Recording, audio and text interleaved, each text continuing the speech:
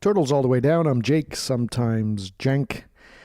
Had a conversation with Ian Graham, and Ian, if you were to call Central Casting and said, send me somebody who kind of looks and talks like one of these mad geniuses, who maybe could have been one of the guys who invented the internet, and and you'd kind of get Ian, and I think it's kind of those things are kind of true. He is a bit of a genius, and I think he was one of the guys who did help create the internet.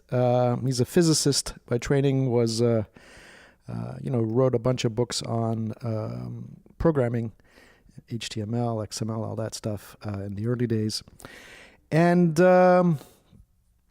had a fun time talking with him. Smart guy. You might have to concentrate a little to follow it, but well worth it. Great chat. Hope you enjoy it. Talk soon. Named in biochemistry.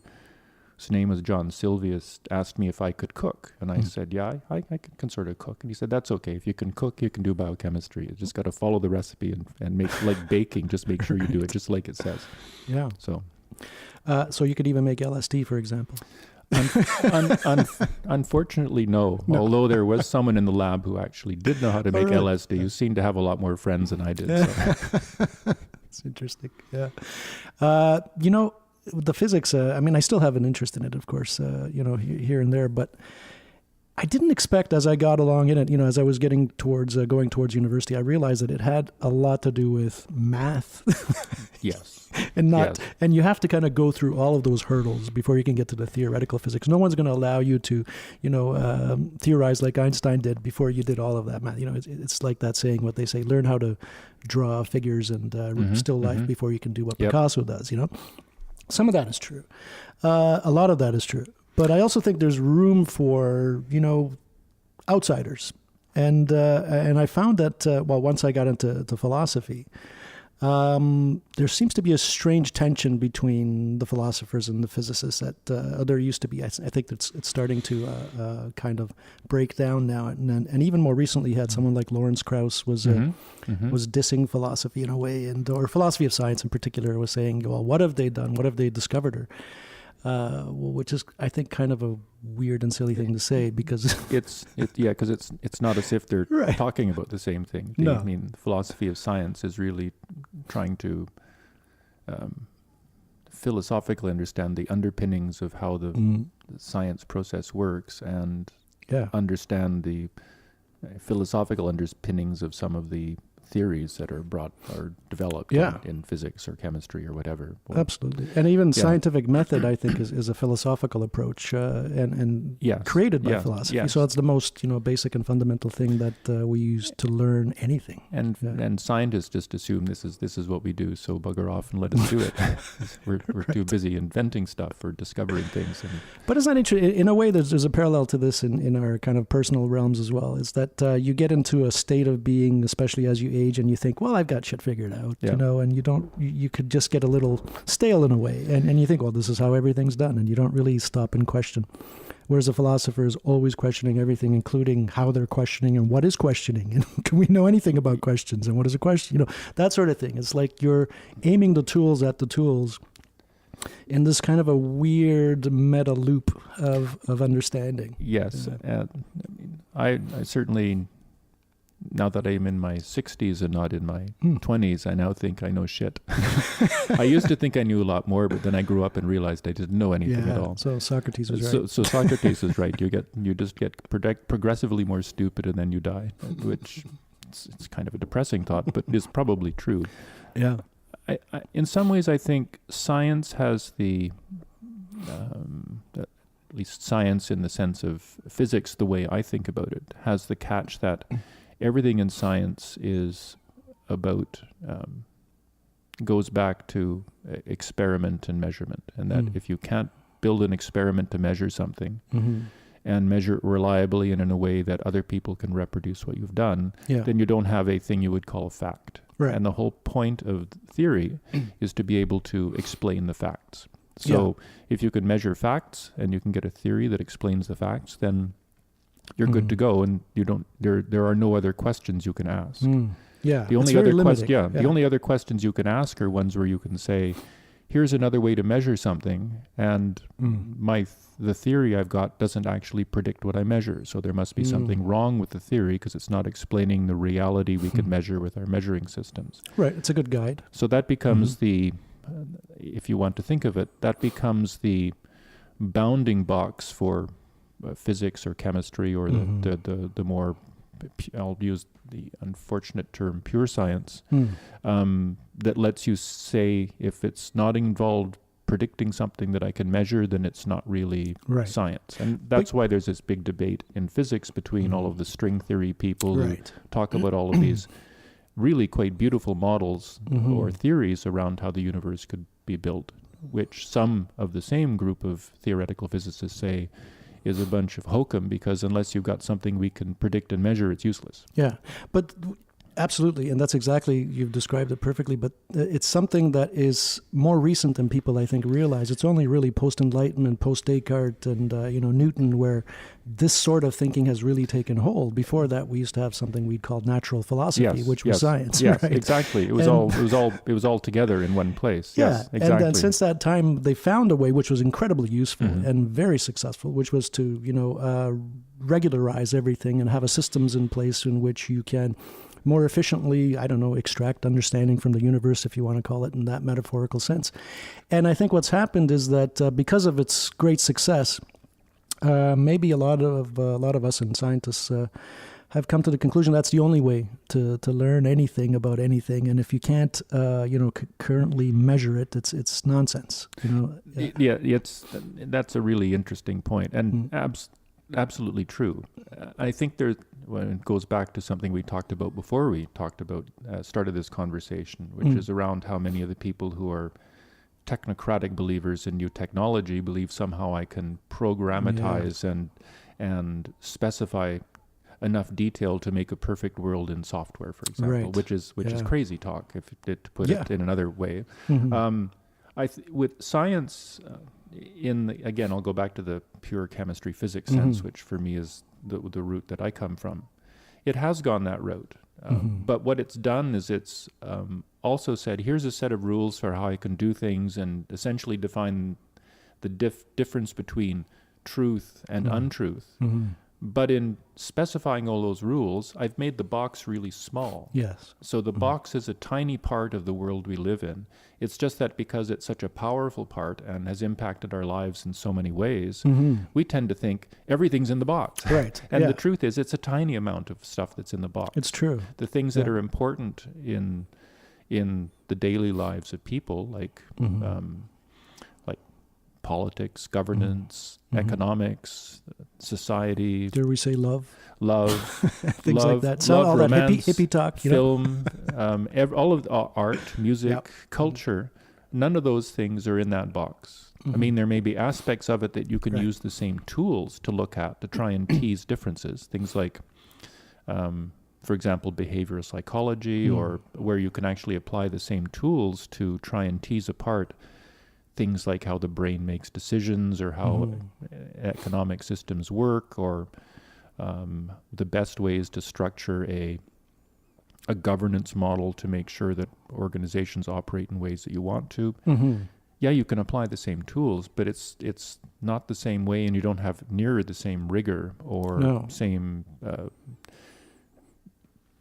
difference between truth and falsehood than you do inside the box. And even inside the box, you have huge debates anyway about, because the experiments don't always work. So, and this is where the philosophy of science would be useful. It's because that way of looking at things obviously makes a lot of assumptions, and one of which is that the human is rational. And it seems that we continually demonstrate that we're not. And, when you dig deep into any kind of decision structure of a biological system like a human, there's no guarantee that it needs to be rational. It needs to be what has allowed it to repeat itself in a way. Like any kind of a system of behavior that can be, repeated again without fetters tends to repeat, and then systems will build in place. It doesn't really have anything to do with rationality. It's useful to look at it that way when you're investigating, when you're trying to figure out how systems work. But at the heart, there need not be any kind of a 0-1 rational decision to be made. No, and the other thing I think that often happens is that and this happens in science equally well, it's just that you can end up doing something to prove it's wrong. If you're good and if you're lucky to get it structured right. But you make assumptions about what are the facts, and then you build a model based on the facts to give you to a conclusion, say this is the right answer. Right. For example, you make the assumption that, well, let's say evolution is trying to guide the environment towards more complex, better structures that will survive better. But in truth, that's not true. No. It's not working that way. It's a metaphoric description. It's a metaphoric description, but when you try and apply it to practical problems, it turns out to be false. If you think about it, if I had a bunch of tiny little trees all growing on a surface, then there's maximum exposure of light to those trees. I'm actually getting the maximal conversion of light into sugars and so on. So I can't do any better than having like a forest of 2-inch tall trees. But trees don't see it that way. Each of the trees is trying to nuke its buddies and grow bigger. Right. So what you end up with a forest with lots of bigger trees.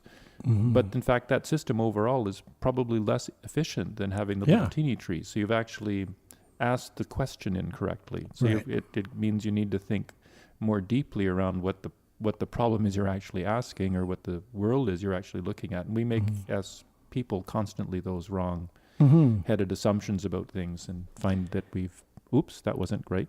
Yeah. I mean, it's basically, I think I mentioned a couple of books that I was reading by Hofstadter. Yes. Yeah. One, there was the book that I bought 30 years ago, which was called Gödel, Escher, Bach, that I never really got around to. I never had the patience to really read that as a young man. And a few years back, I read his other book, a more recent one called I Am a Strange Loop. And I realized, this guy's really, he's picking away at the same itch that I've been picking away at for a while. And I found a lot in common there.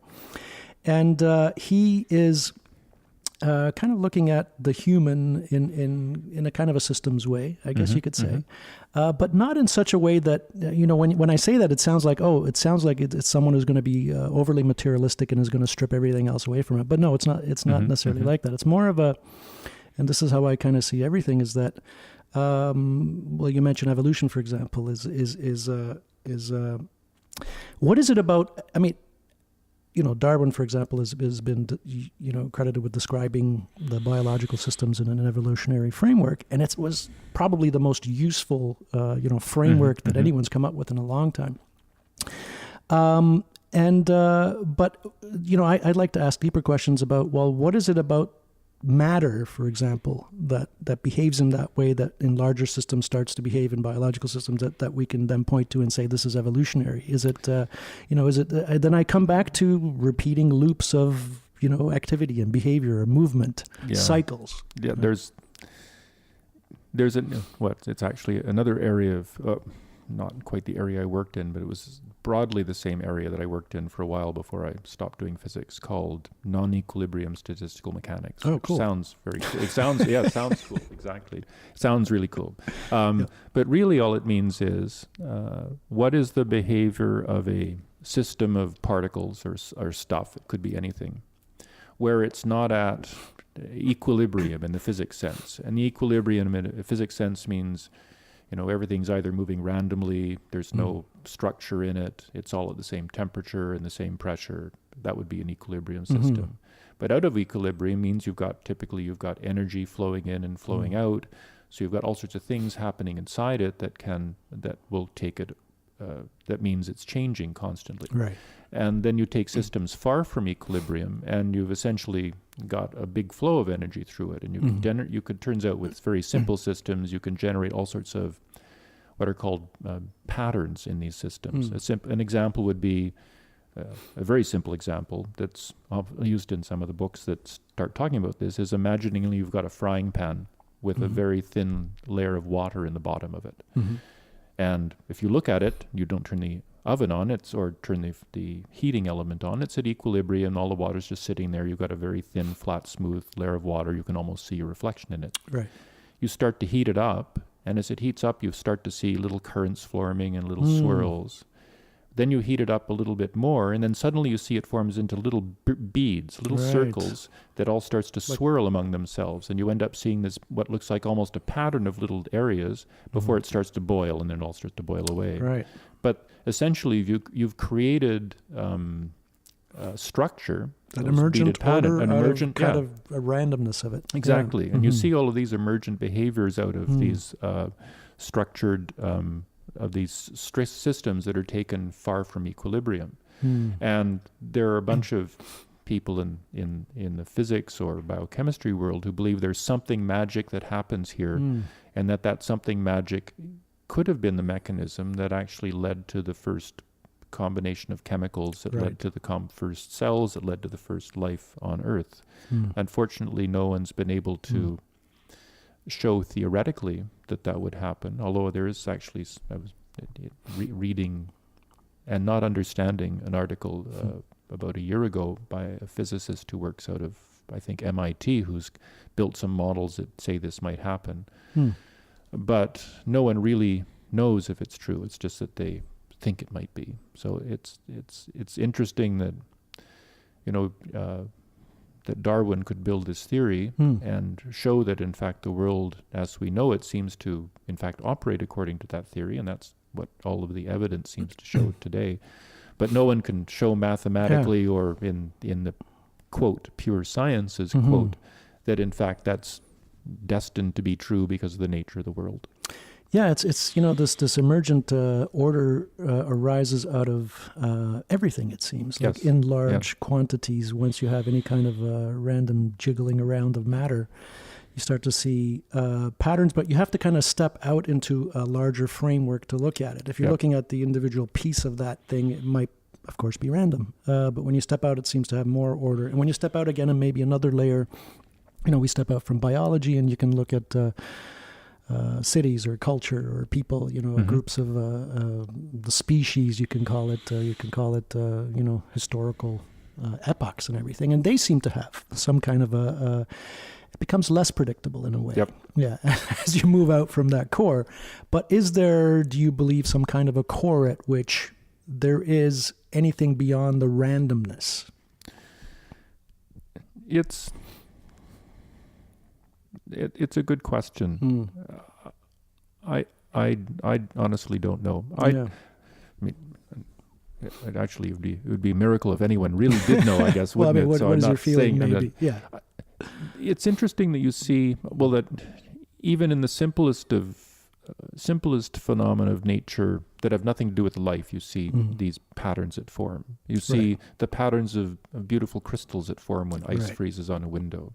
You see the beautiful patterns of light when sun shines through water in the air, and you see a rainbow. Yeah, or erosion of a mountain. Or you see snowflakes that are just beautifully structured. Or if you look into into space and you look at nebula and clusters of stars, and you see how galaxies and clusters of galaxies have all these really complicated, intricate structures that aren't in any way as complicated as the ones that represent life on the planet, but that show that when you get matter together and throw in a few simple rules and just let it cook for a few years, you get some pretty amazing stuff. So and that's basically, we're talking about algorithms in a way, right? I mean, it's So I sometimes think of science as especially when it comes to theoretical physics, it's about basically trying to dig and find what the basic or fundamental algorithms of the universe are. And when they have this, the standard model, or trying to get all of the forces of nature combined into a single force, for example. All of that is kind of a motivation to try and find a core at which a single algorithm might explain everything, which is kind of, that's what we need to do. It's our nature to try and dig and find that core of things. And I think what might be troubling is that we're finding that the deeper we dig, we find that it's random, for one, which is troubling. and then it gets even weirder after that. I think it gets it gets progressively weirder, I think, until the history would say it gets progressively weirder until suddenly you have an aha moment and it all makes sense. So one could argue that if you went back to the early 1900s before Einstein's theory of relativity, everything looked weird because it didn't make any sense. And they couldn't figure out why stuff worked. And then suddenly, when quantum mechanics and Einstein popped up with his special and general theory of relativity, suddenly a whole lot of things that didn't make any sense do make sense. Yeah. And I suspect that we're sort of at the point now with a lot of physics in particular, that there's a lot of stuff that sort of doesn't make sense, but no one knows why, and everyone's just sort of muddling about and just don't even know where to look to find the right answers. And that aha moment that you describe, I think of it as basically a new framework. Yeah, that's exactly it. So it's or what Kuhn might have called a paradigm shift in way of looking at things. But I see that applied to almost everything. I mean, we can even look at it in politics. I mean, what people are arguing about the argument is often that one of them is using one particular framework to look at the universe and the other person is using another framework, and they're not even aware that they're looking at it with different frameworks. Somebody's, talking at length about how they see the world through the eyes of social Darwinism, for example, and another person seeing it through maybe physics, or you can even look at the world and say, I want to map it through the movements of sugar throughout the earth, because you've got it in plants, you've got it in people, energy, we're digging it out of the ground. What are we doing? We're digging out basically things that we can burn, and, we grow sugars, we release the energy, we collect the energy, nature collects the energy, it releases it. It's kind of this movement through cells. I mean, that's another way to look at it. But what happens quite often, I find, is that people argue as if they have the right framework. And it's like, well, you're an idiot because you're looking at it from a different framework without realizing that they have what they're basically privileging another framework. That line of conversation reminds me of something we sort of alluded to earlier before we started this, which is that people don't seem to talk to each other anymore about a lot of things. They talk by each other, so that you may come to a conversation or a debate with a particular perspective which is quite different from the other person's. But you don't listen to what the other person is saying and trying to understand why they say something. Now, you may fundamentally disagree with it, but you should try and understand what they say. And also understand why you're saying what you're saying, which is also failing. And try and understand what the synthesis of these ideas is, and is there a place where there's nuts of truth in both statements, and you can find out how those fit together. But I think people come to many of these more difficult conversations that we have today as individuals and also as a society, without even being willing to listen to the more open-minded of people who are of a different perspective. But we're built that way, right? So it's kind of, in a way, it's not surprising, and it's kind of, I mean, I don't want to judge people for being like that. I'm like that. You're like that. We're all like that. Just some are more or less than others. And it's because there's all these, billions of years of this matter jiggling about and turning into these complex systems that we call our bodies have been conditioned, or the proclivities are in here for this matter to be moving around in such a way that it sees the world black and white, for example, or it sees it, this system that's talking thinks it understands the world through this framework. It's very much useful for that system to think that it has the answer. Yes. And it takes I'll call it a philosophical standing out of the cave way of looking at things. It's like you have to step outside of yourself as well. And you don't do that with the notion that you think, once I've stepped out the cave, I've now found the framework to look at everything. No, because you know what? You can probably step outside that cave again. And you can probably step outside that cave again. And, turtles all the way down is why I call it one of the reasons. Yeah. It's funny. When I've been thinking back to courses I took many years ago in university, and I think one of the things that a good education program should teach people in general is how to not be so dogmatically fond of one's own ideas, and be able to listen with an open mind to people who have very, very different perspectives and try and understand where those come from. Not necessarily to agree to them, but to realize people have come to a very different place from the one you've arrived at. And if you want to understand the world, you need to understand what those places are and how people got there. Because if you don't, you're just doomed to be in conflict forever and never come to a recognition that there may be things that aren't in your in experience that in fact have a certain truth to them that you need to understand. Yeah. I was just thinking about in a more mundane case how economics is full of these assumptions, because economics has this, or classical economics has all these models about human behavior, about how people make decisions to optimize their return, which when push comes to shove is actually not how people behave most of the time. And it really wasn't until the last 15, 20 years that people started to actually research how people make decisions and start to understand that the assumptions of the sort of those foundational assumptions of certain aspects of economics are wrong. Yeah. But more importantly, the way that people actually make decisions can fundamentally change how you need to understand how certain economic systems function, which is where all this behavioral economics stuff came from, because it actually lets you ask questions around how people really make decisions and understand how you can that impacts the decision making that they do in economic or other situations. And it's a mixed bag. I mean, you could make a rational decision to achieve a goal, but then to achieve that goal, it might require a bunch of irrational steps to get there. Exactly. So you can't look at that one irrational step and think, well, that's not that doesn't make sense. Of course it makes sense. Exactly. It's part of a larger system. Yeah. Or you can find, I mean, my favorite from the behavior, which is true, is that if I offered to I'm just going to try and think how to structure the example properly. What is it?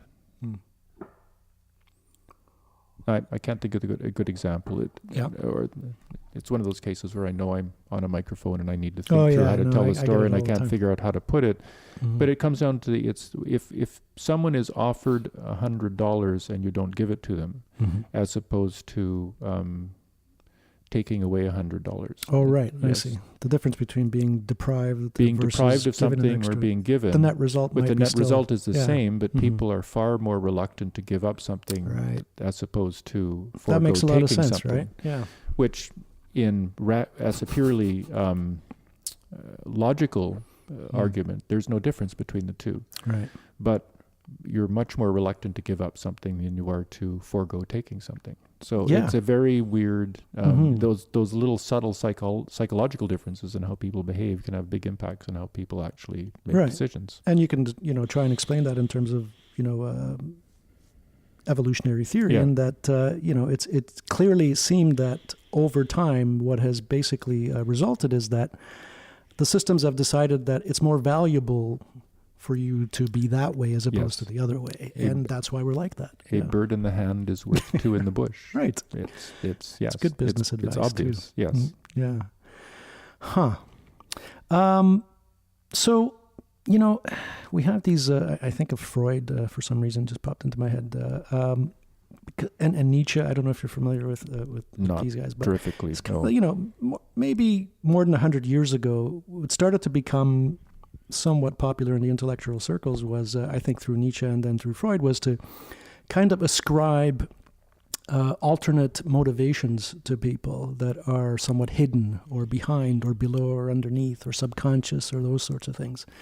And I've been thinking a lot about that.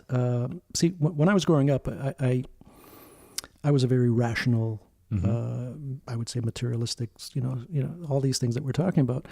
And I would, feel the emotions within me and basically either shut them down or ignore them. Most often because I would think of them as, error signals or signals that are going to get in the way of what I'm going to do. It's not rational. It doesn't make sense. It's going to lead me to make a bad decision. So I would kind of ignore it.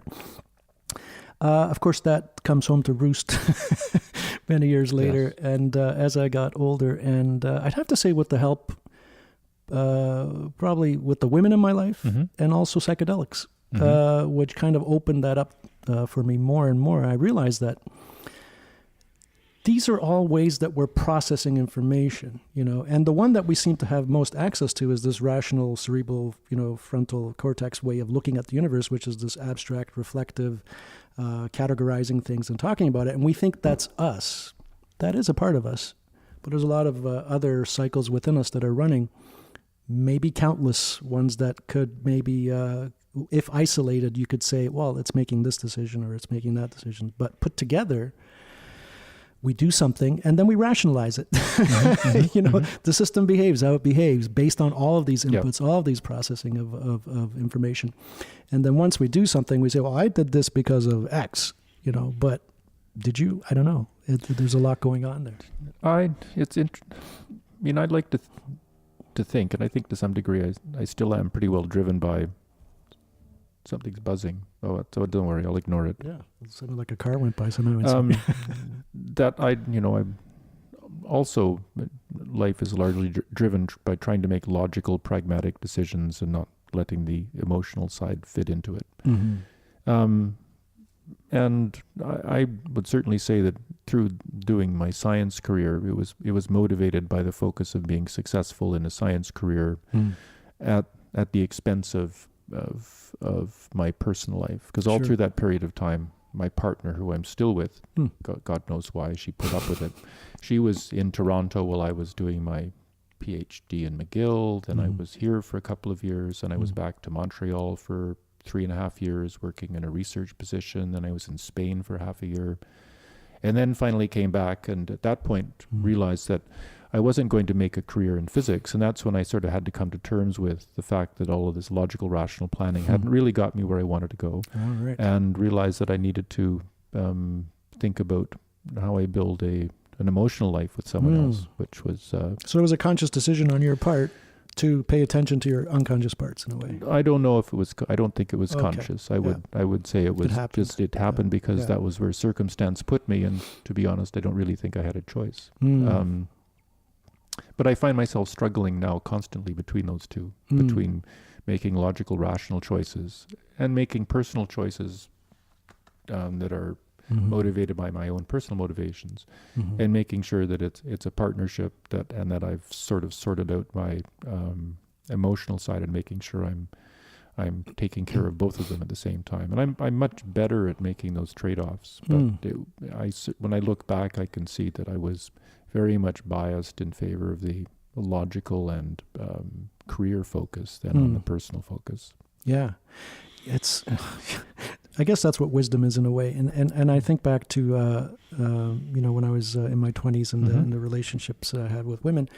It's kind of it's tragic in a way because if I would see like if someone's crying, for example, I would think that was a failure of cognition. It's like you couldn't figure it out and process it in that way, so you're kind of forced to just blurt out this thing that's just crying or emotion. But I know. I think back on myself at some point, when I think back to things that I did when I was younger, and I sort of look at that person and I think to my mind, what an asshole that guy was from time to time. I mean, in hindsight, I like to think I was actually a pretty nice guy, and in most cases I think I was, but there were times when I know that I was just quite not the nice guy that I'd like to think that I was. Well, because you were lacking wisdom that you would require years and years to accumulate and learn. I was lacking wisdom. I was lacking maturity. I was lacking perspective. I was lacking a lot of things. Now I'm perfect, of course. Naturally. Yeah, I had this kind of a thought recently that if I, sometimes people say, I wish I could go back and tell my 20-year-old self X or Y or Z. And they ask you, what would that be? And I almost thought, there's really no point in me even thinking about that, because if 50-year-old me went to 20-year-old me and said all these things that I think are wonderful and wise, I would just laugh at the 50-year-old me and say, "Oh, you're just being weak. You're just gotten lazy and soft over the years. Look at you. What are you doing?" That sort of thing. Yes. So it's not surprising that you have these young men these days that are they have basically a dearth of empathy. It seems for a lot of other ways of looking at the world. And hopefully I like to think that it's just through time and effort and repetition and, the iterations of all the different kind of experiences you can have personally that you will hopefully develop that, although some people never do. No, in hindsight, I tend to think that, to put it in difference, I think it helps to have something go wrong in your life at the right point. Because you learn from that experience. If things go right, going at least from your perspective of things, as you advance in your career, then you're not going to learn anything about what challenges bring to you. If a relationship blows up in a spectacular way and it actually has some meaning to you, and you feel, hold it, I didn't want that. If that's what's wrong, what did I do wrong? Then you start to actually reflect a bit on it. But you need to have something whack you over the head enough for you to pay attention. And I think part of the problem is when you're young, things may whack you over the head and you just sort of shake them off and say, oh, that's not me. That's the outside world being bad, and not recognizing that, in fact, there's your own part that you need to recognize in it. Yeah, so true. But now it's too late to go back. So all you can do is try and absorb those lessons and try and be less of a dick from now on. That's how I like to think about it for myself. I'm just going to continuously be less of a dick, and we'll see how we get from there. That's a good plan. Yeah. Well, yeah, I often describe my life as two projects in a way. One is trying to figure out what the fuck is going on, and the other thing is how the fuck should I live? Yes. That kind of thing. I'm in exactly the same place. Yeah. We were talking about this earlier. What's it like to be when you're no longer working full time and you have all this time in your life? And be careful what you wish for sometimes. Be careful what you wish for, because you've got this thing that used to be full either by obligations that were they were obligations that were imposed on you by the work you were doing, and either you worked on your own or you worked with a company, but you knew at the start of a week there was a list of 45 things of which you're only going to be able to do 20, and you just sort of, like a little tank, started grinding through the whole process. And all the while steaming and just hating everything about it in many cases. But you also had no time to really think about where you were, because you were so busy trying to keep the tank going that you have no time to worry about your circumstance other than in the periphery. So you have very little time to be self-reflective or analytical or any of those things. Which is a sad state of affairs for almost everybody, in a sense. And then when you stop, then you have to do that. And I certainly found that I've been thinking, now I have all this time, what can I do with it? What should I be filling it with? What should I be filling it with that satisfies intellectual curiosity? Or back it up again. What are the things that what are the keys to living a good life that I feel I have, and how can I do things to make sure I'm fulfilling what I feel are my needs in those key aspects of life, in family, in intellectual pursuits, in whatever other pursuits that I might have. So I'm still trying to figure out what those parts are. And then I find I just worry, well, if I've got to pick the right one. If I pick the wrong one, I'm going to be unhappy, and that's the worst place to be. And you should just pick one and do it. And that's so true. It's because we have such a luxury in terms of the amount of choices that we have. It's paralyzing. It really is. I don't know what you're like or what you were like growing up, but my problem was always that I would get very excited about something and just go right into it, and then as soon as I've figured it out to a certain extent, kind of lose interest and move on to something else. And as a result, I feel like my life is like a series of wasted opportunities, none of which I actually took on, and some I took on partially. And I'm kind of trying to change myself in such a way that I can actually choose something. And one of the ways I'm doing it, I guess, in the last few years is to narrow it down somewhat and, start a podcast that'll, for example, satisfy the part of me that likes to talk and organize and think about things. Well, at the same time, it's kind of a personal human connection as well, right? So it's satisfying that you get to meet and know people and actually talk about stuff that is part of this process of figuring the world out. Absolutely, yeah. And then there's the musical side of things for me, which is kind of to me, music and sports go together because they're both processes of the body predominantly and less of the mind, less of that structural. I was just actually watching some video clips of this, I can't remember her name, WNBA player or something, where she had, it was like a highlight reel, and she was putting in 7 3-pointers in a row, just kind of one after another. And the commentator every now and then would say, she's just unconscious right now, and some of the things that we ascribe the greatest value to are often things that people are doing unconsciously. They get so good at something that they don't have to think about it. It becomes kind of a muscle memory of your behaviors. I've heard people talk about that as the flow state. Right. You're so in the flow that, in fact, you don't have to think about what you're doing. Yeah. And talking is a bit like being in a flow state. Because I remember many years ago, I decided I wanted to learn to speak French and properly. So I'd taken French when I was in school, and I knew some vocabulary, but didn't know a whole lot. So I decided to go to France, and I took French lessons there, and and at one point I remember I was at a play, and with a couple of people who were part of the program I was taking. And obviously I was struggling with the play because, of course, it's in French. That's why I'm in France. Yeah. But then there was a point at which I realized suddenly that I'd actually, for the previous 2 or 3 minutes, been following the play and not actually thinking about it. And I got so excited, I lost the moment. Exactly, and I couldn't get it back again for the rest of the. I was so disappointed with myself. But then I realized at that point what it's like to go into that mode where you're not trying; it's just happening. And I think that when you're able to drop 10 3-pointers in a row, or you're able to stroke that perfect golf stroke that lands 5 feet from the pin. Yeah, that's when you're in that special moment, and absolutely your body is just and mind are so in tune. You don't have to concentrate.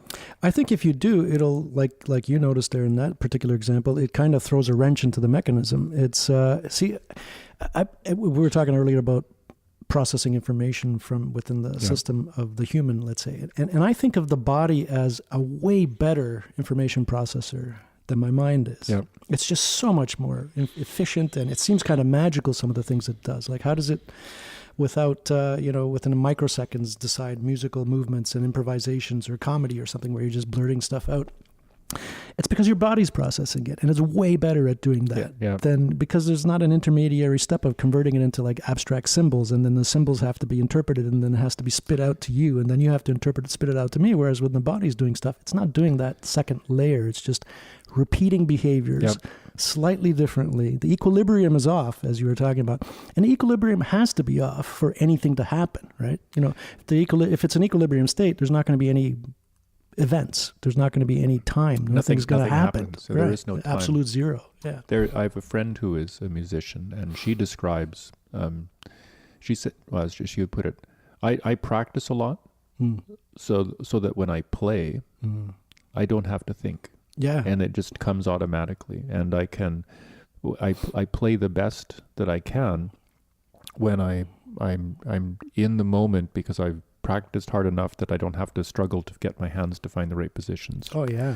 And I don't have to think about the music because I know the flow and I know exactly how it's going to go, and I can just I cannot even know that I finished a piece. And in fact, instead of playing my own piece, I find myself listening to everyone at the same time. And he says it's almost a spiritual movement when you start to hear everything at the same time and actually feel like you're just part of the music. It's flowing through you. You're not really making it. It's just coming out through you. And you were here for that group music event we had. Yes.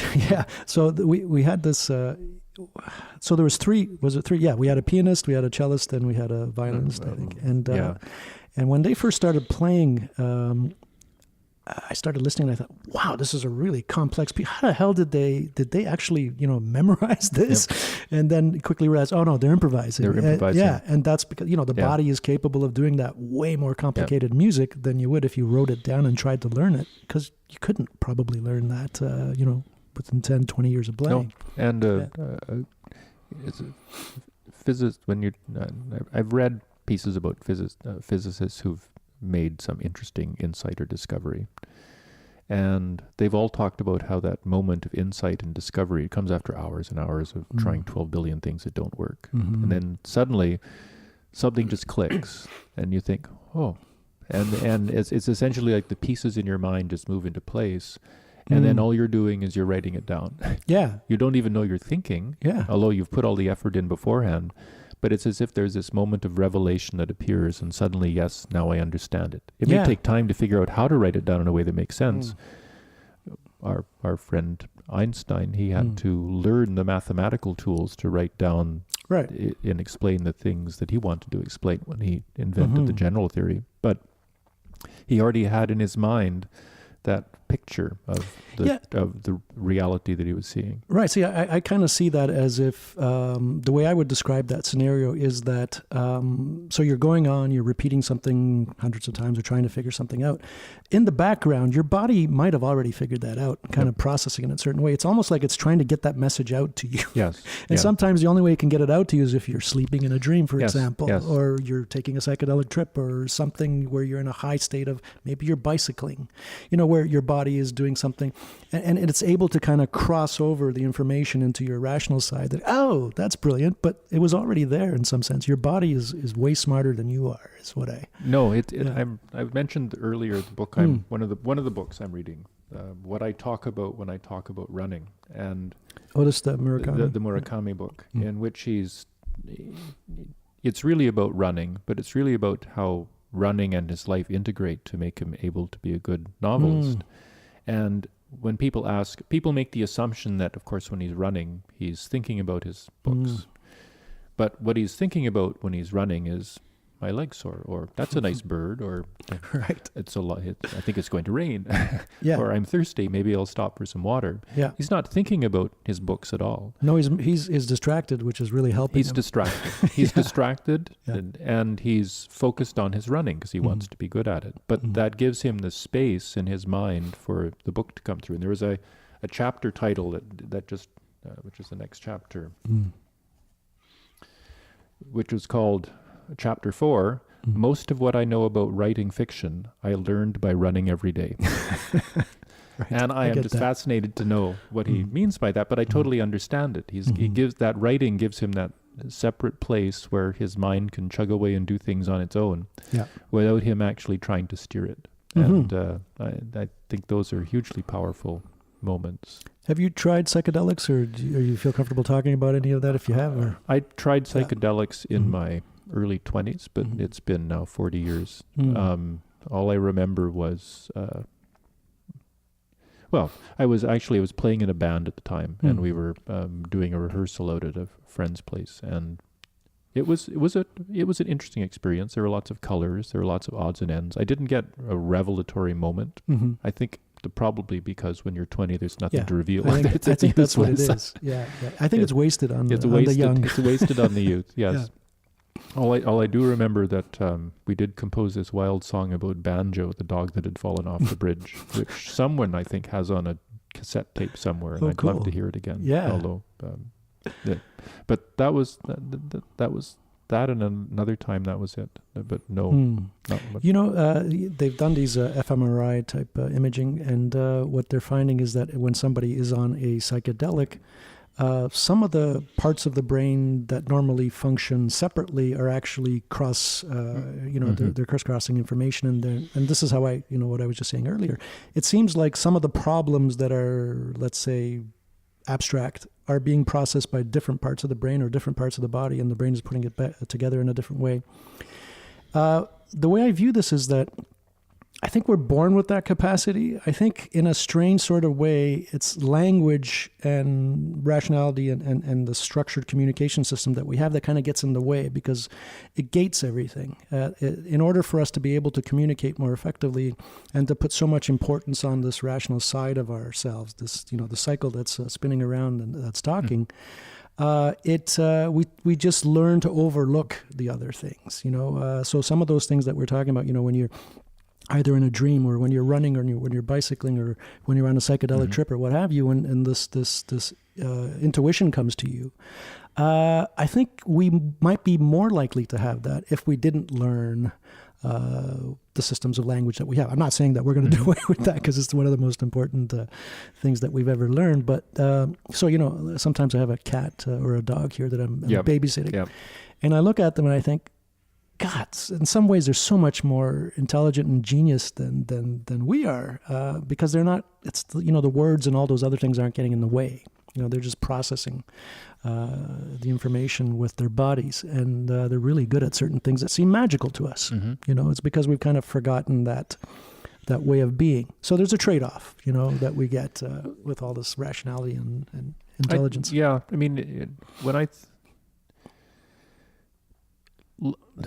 Well, I remember it goes back to when I was learning French. And I have to say, I don't speak French fluently.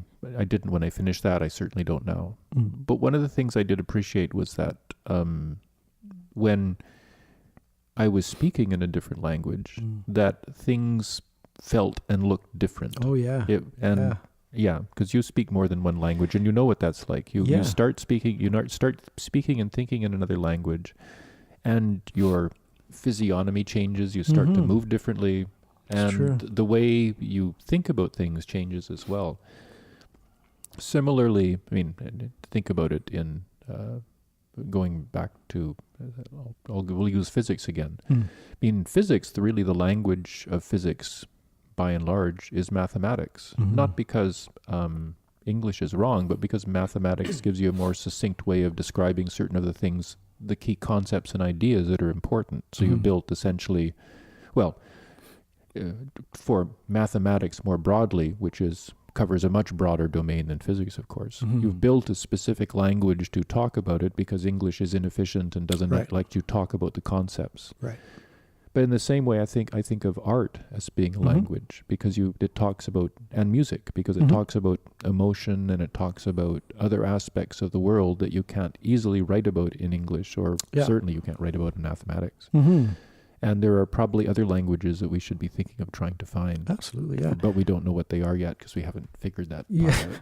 I mean, we diss those things because we think, well, you can't communicate it you can't communicate it in words or English. Yeah. You can very easily communicate it in music or art or what have you. But it's just only when we try to translate it into which we consider to be, society would consider that to be the higher, more important way of seeing the world, which is not necessarily true. That's why I in particular, liked the movie Arrival.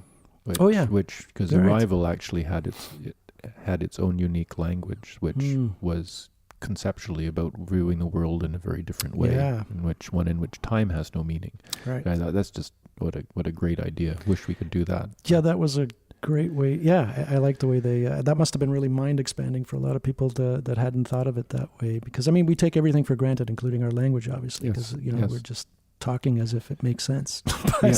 But like even to try and understand what a word means, it's not really about rules and definitions. It's about like how do you use it. It's repetition. It's repetition and context and how it fits. It's more like a dance than it is kind of a rule-based game. Yeah.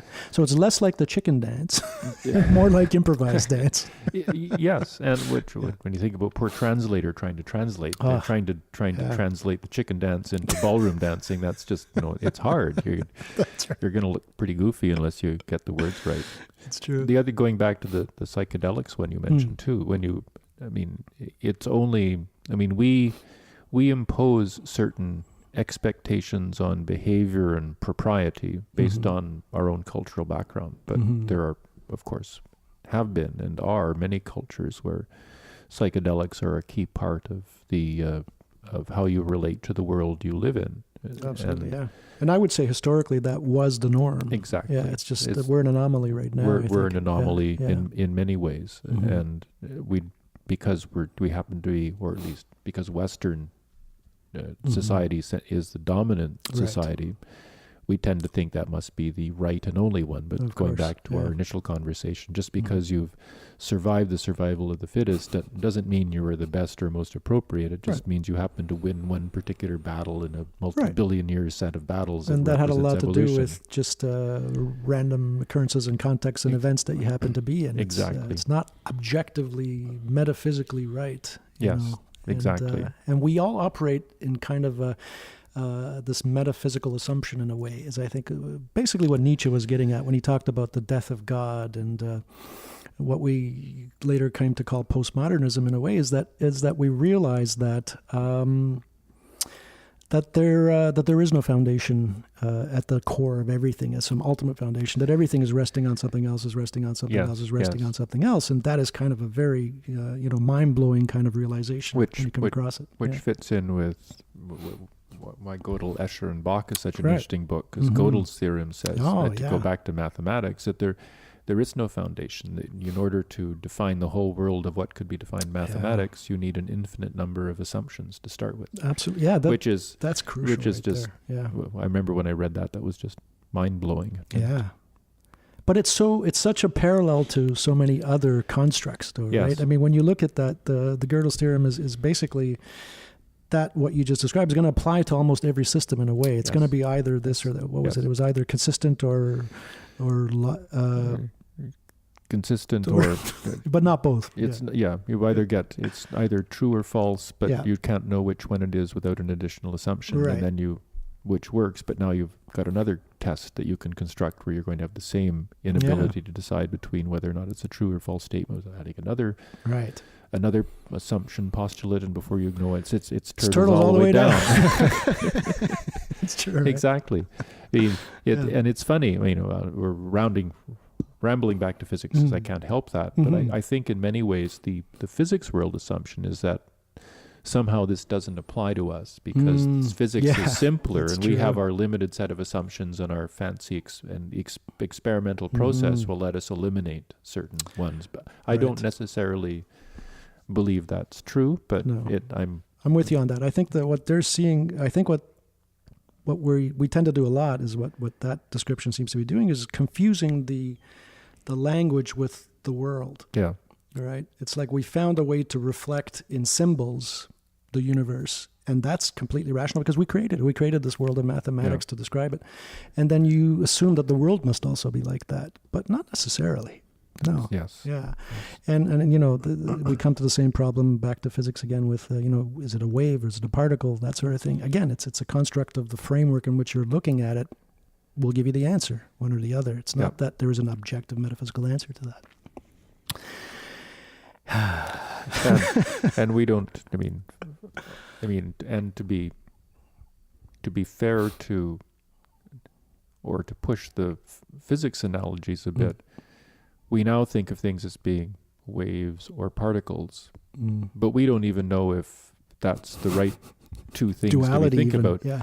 It may not be in the end a duality. It may be that the duality is just an artifact of the limited set of ways we can look at things and our limited understanding. And it would have to be, right? And the best model we have now, but it may not in fact be the right model at all. So it's good enough for now. And at some point I've decided I have to not worry about these things, just provided my toaster oven works and my cell phone connects. I'm good. I'm good with the way it works. You know, Zen Buddhism makes a lot of sense sometimes, and you kind of get to the limit where you think, if it did make sense, it wouldn't make sense. Yeah. If you found an answer, here's the bottom core algorithm and this, and here it is, and everything's done. That seems more absurd to me. So in a way to escape an absurdity, the universe has to be absurd. Yep. Which is troubling and weird, but sounds very Zen. Well, Turtles All the Way Down. Turtles All the Way Down. I just read another book finished called, I think of the title. The title of the book is Lamb.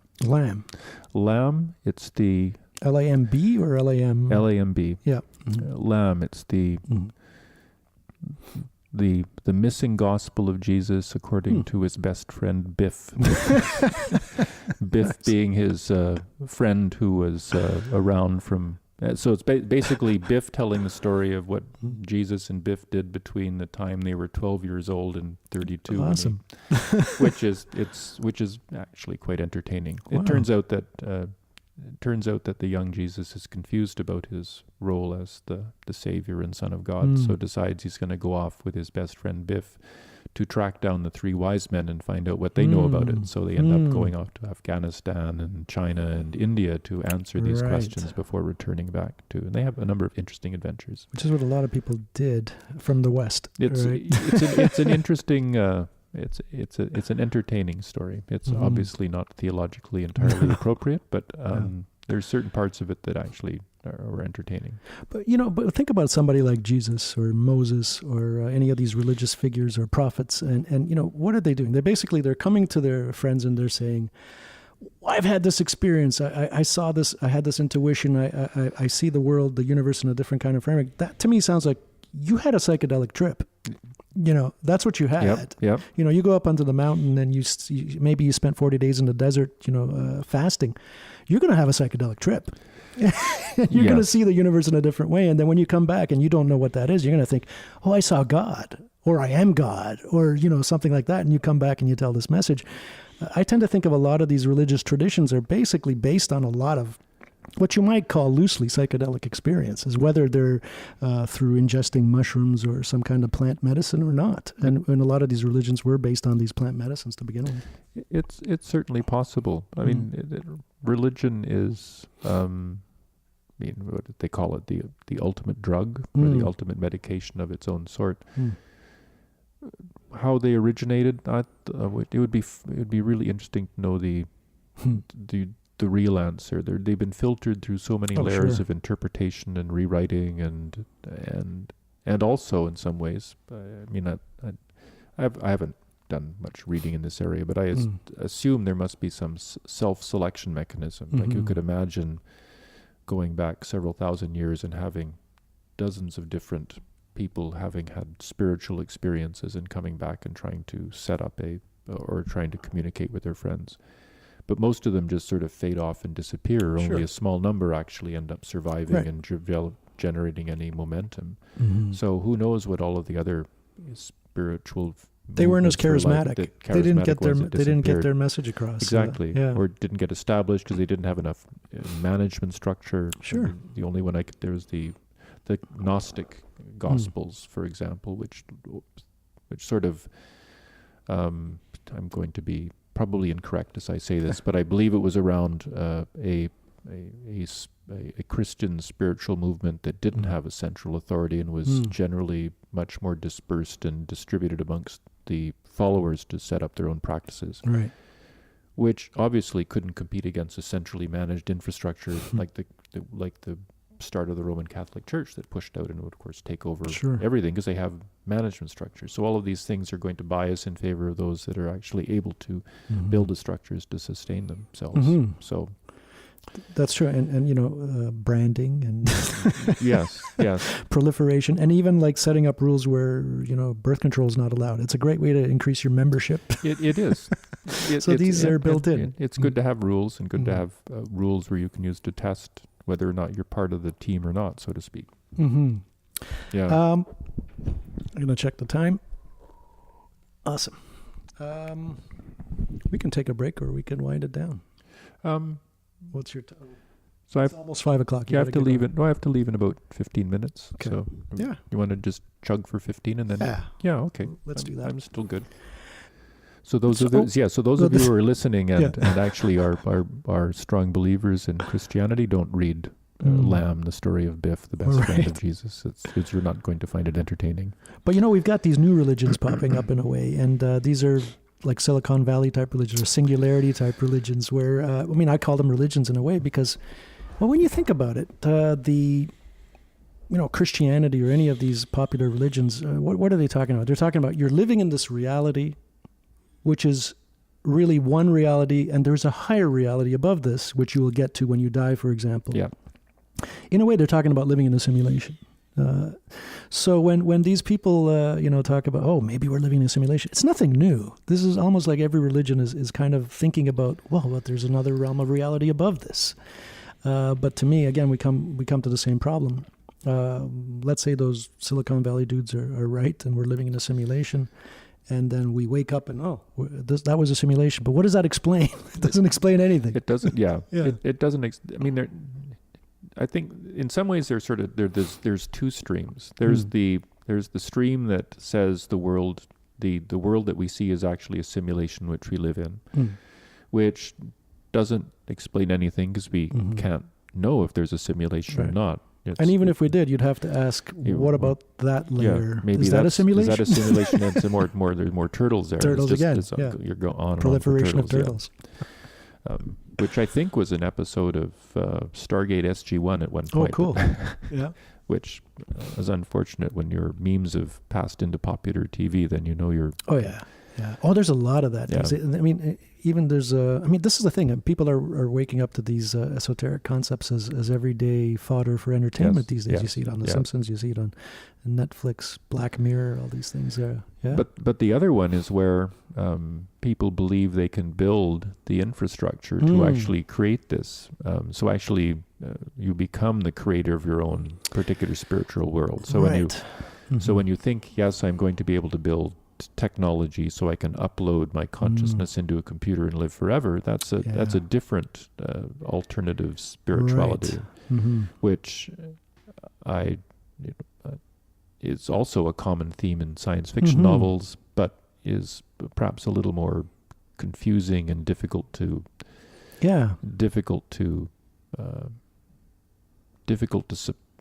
support or to think is a worthwhile endeavor. I find those particularly annoying and troubling. But it just because it's impossible, or because it's misguided, or because it's what's annoying about it? I think, well, partly because I think it's certainly not within any technology we have now possible. It's not nothing you could do. It's, I think, misguided because it makes the assumption that somehow you understand enough about what the value is of being human, right, that you can say, well, we've already done that, let's move on to somewhere else that must be much better. Well, and thirdly, there's this assumption that that's much better, but how do you know it's much better? Right. You've got nothing to actually convince me that that's true. So in some way, it almost strikes me as an egoist desire to not die because you want to live forever.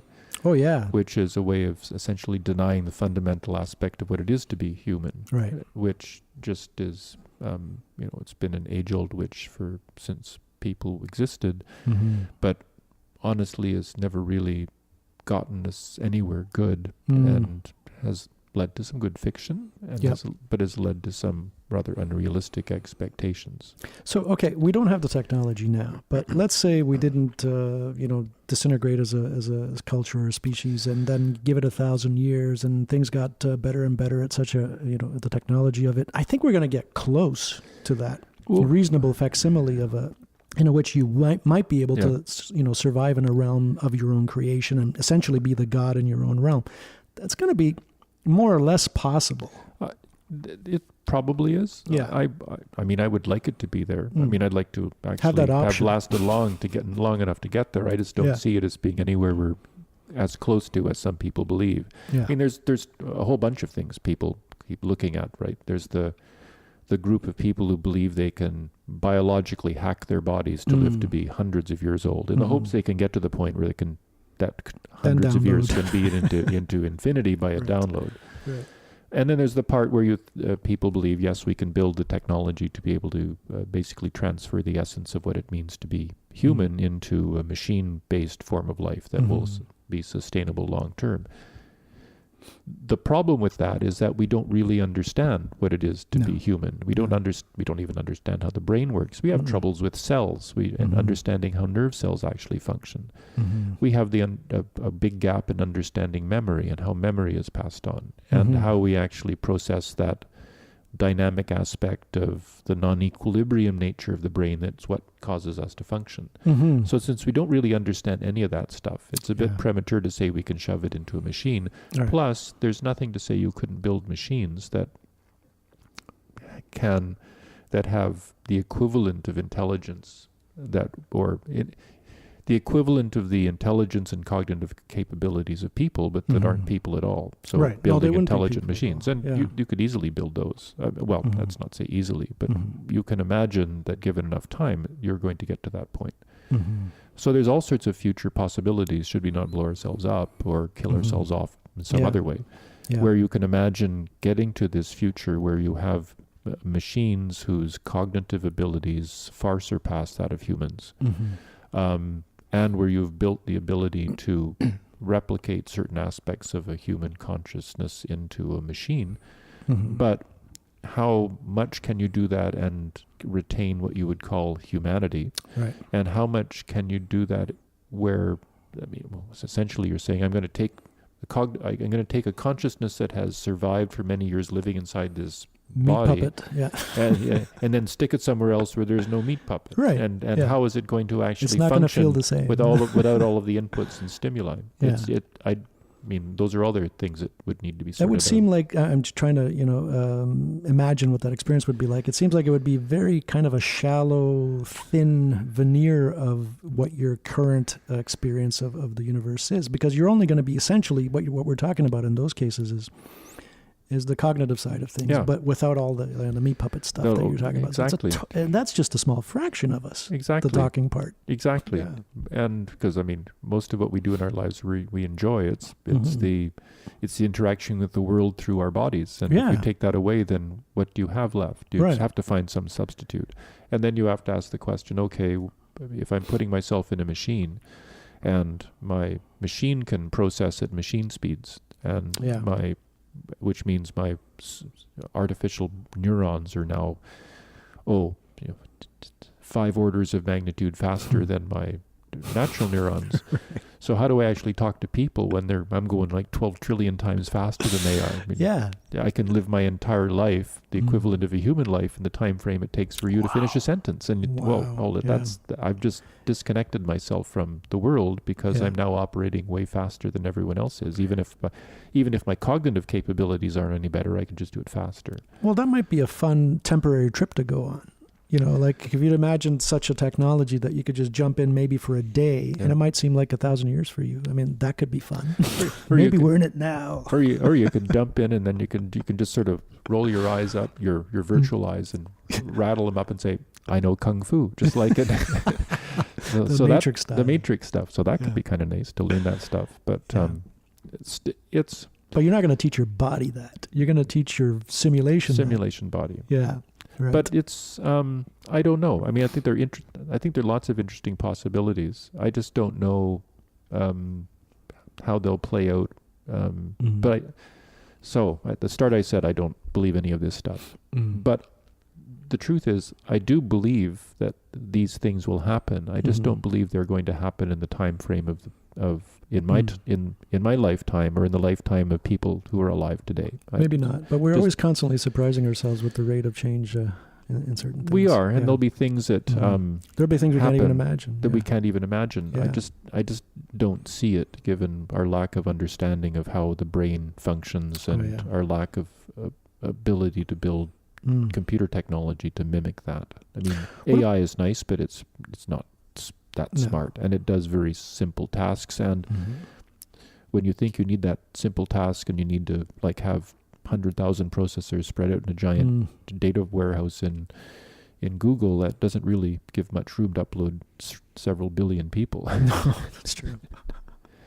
What about this CRISPR-9 stuff? That must be something that you're looking into. It like no, because essentially not me. I mean, I actually met a guy who was doing some at a party about a year ago who was spending some time on his sabbatical learning more about it. I mean, that certainly changes a lot about how about the biosciences, but I'm just not sufficiently well, that's to me that people are smart enough to know what all the implications are. Well, as far as I understand it, which again is very, very surface of it as well, but it seems like a very simple technology in a sense, right? And but the consequences could be enormous. The technology is really simple, at least as I've understood it. But the other part is that it's relatively inexpensive. Yeah. So it means you can do things that otherwise would have been very expensive.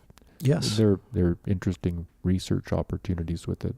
But imagine if it gets in the hand of, and it will, personal commercial use in a way. I mean, you'll be able to modify yourself and as a result, change your germline so that it gets passed on. So what happens in a generation when you have millions of people that have changed themselves and their children are now, these features that are outrageous? What does it mean to be human at that point? That'll be, it's another one back down this distant chain of what is humanity going to be like when we actually start to take control of major aspects of our own evolution. I mean, in a sense, we already do, because we are. I like to think about, and this may not be in fact accurate, but I like this model, so I keep it in my mind anyway, that the way we organize our societies and put our culture together is just an evolved aspect of evolution that we're passing on to another layer of over and above the natural selection process. Right. So in a sense, there's a selection process that goes on in cultures and societies. It just happens differently. So this becomes just another one about how we evolve, and now we're sort of back propagating it onto our own but the changes physical are form. So we'll change physically how we look. We'll create different animals and species. I mean, there are many who, for example, talk about how can we back create species that have gone extinct and create other species that are going to fit the niches where there are now animals missing, so we can actually sustain the ecosystem. I don't know why I ate the fly. You know, we're going to be creating these things to solve something. It's going to be another problem we'll be creating in a way. Oh, yes. Yeah. And in some senses,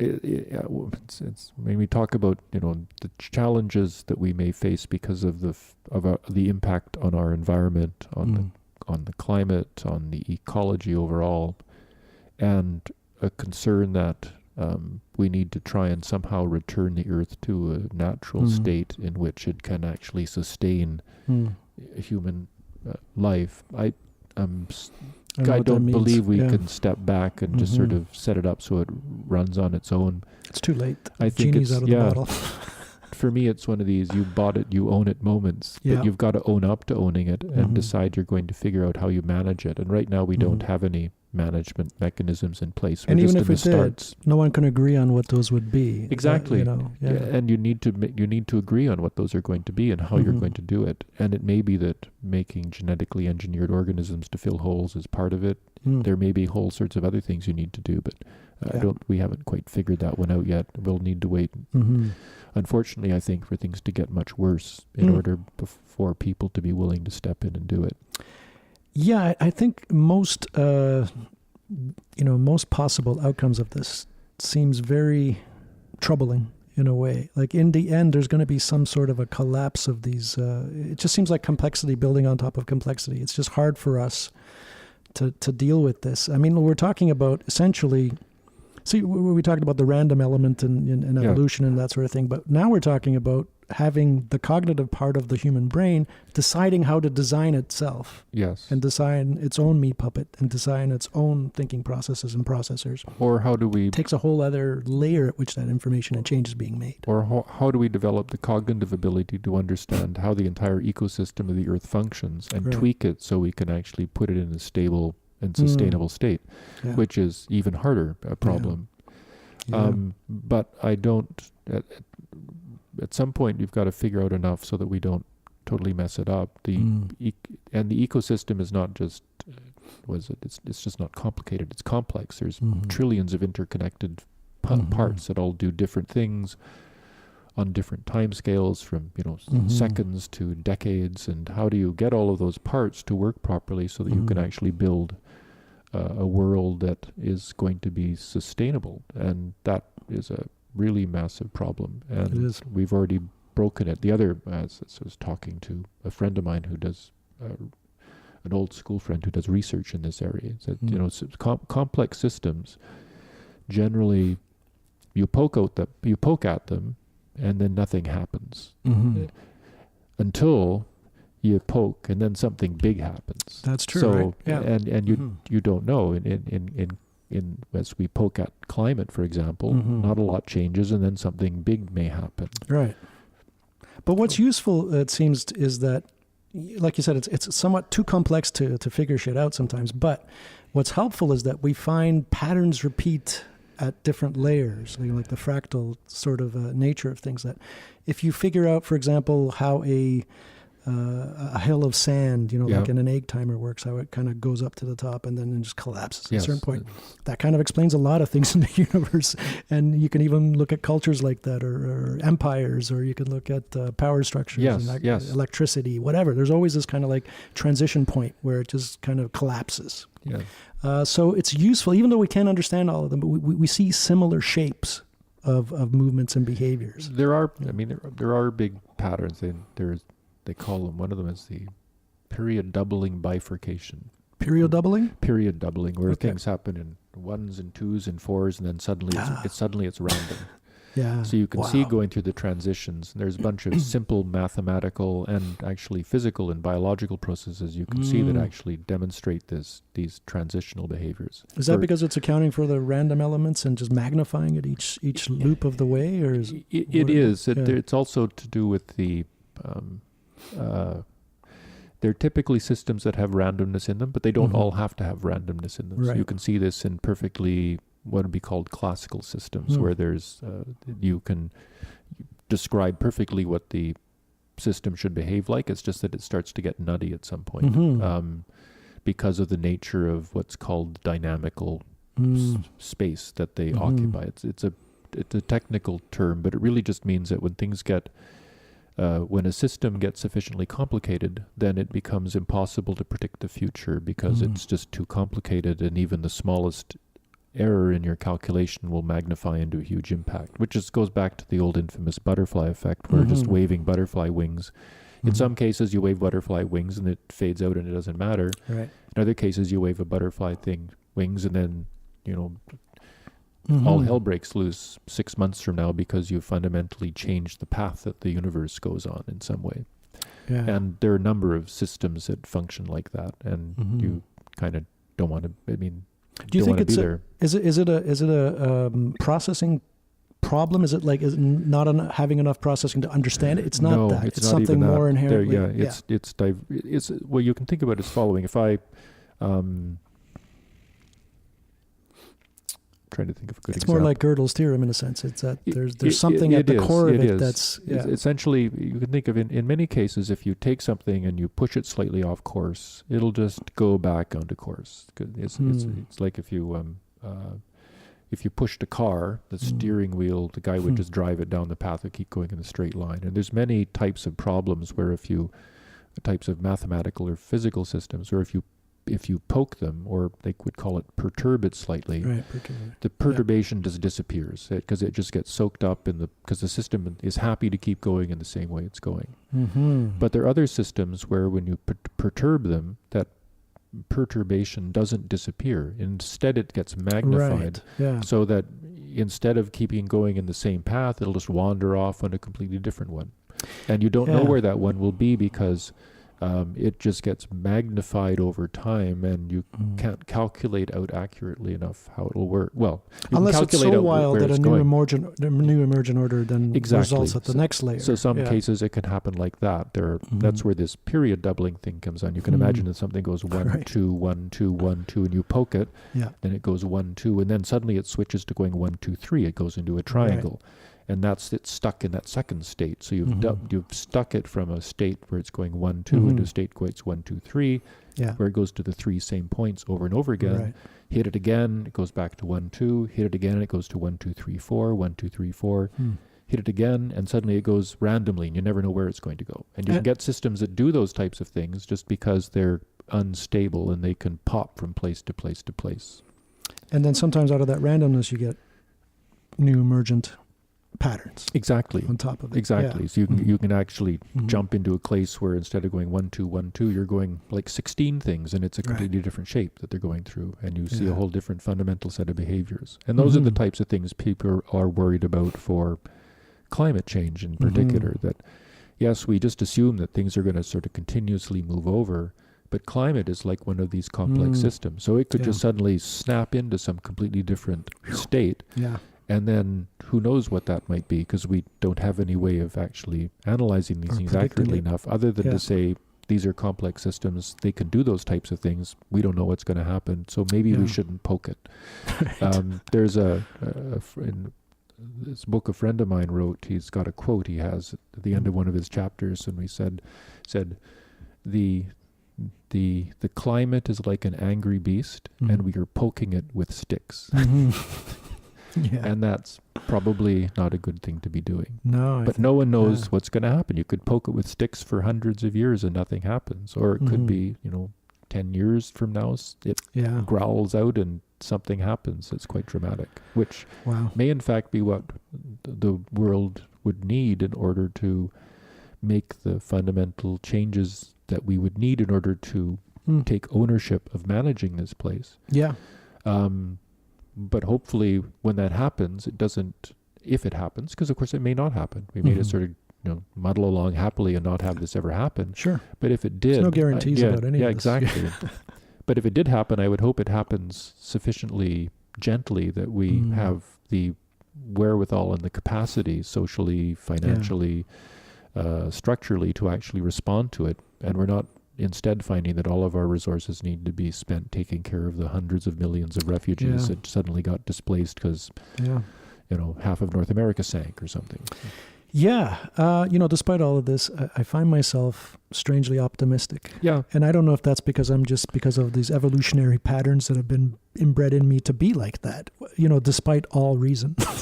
And that might be the case. I'm optimistic as well. Yeah. The friend whose book I was alluded to, he's pretty optimistic also. I mean, he says, we've managed to survive all sorts of horrible things. We can survive things that we cause as well. Mm-hmm. And see, here's another example where it could be totally irrational for us to be optimistic, but that could be what saves us in the end. Yes, and in fact, it's interesting. There's, I remember he's working on a new book right now, and at one point we ended up in a long email exchange about the difference between optimism and hope. And you can be optimistic about something, but it's also important to have hope, because hope is a much more broad sense, and you have to have faith that in fact you can deal with these things, even if you don't have any evidence that it's going to be the case. Right. Because if you don't have hope, then give up you're never going to be optimistic because you've given up. Yeah, exactly. And hope is the most important thing to have, even if you don't have any sound reason to have it. And I think people tend to be the most hopeful of, and that may be the one thing that keeps that saves us in the long run. So thank God for that irrational aspect of our evolutionary development. Exactly. I mean, people who come from refugees in the worst circumstances, they all have hope, or most of them do. And it keeps it going. It's thank God for hope. Awesome. Let's hope that there are just as many hope turtles as there are anything else. I hope so. Exactly. Speaking in a meta term. Well, thanks very much, Ian. I think our time is up. You're very welcome. It was a lot of fun. That was great. High five. Hey. This is what we do at the end. Excellent. Right, thanks again. Thank Take care. you. We'll see you soon. Bye.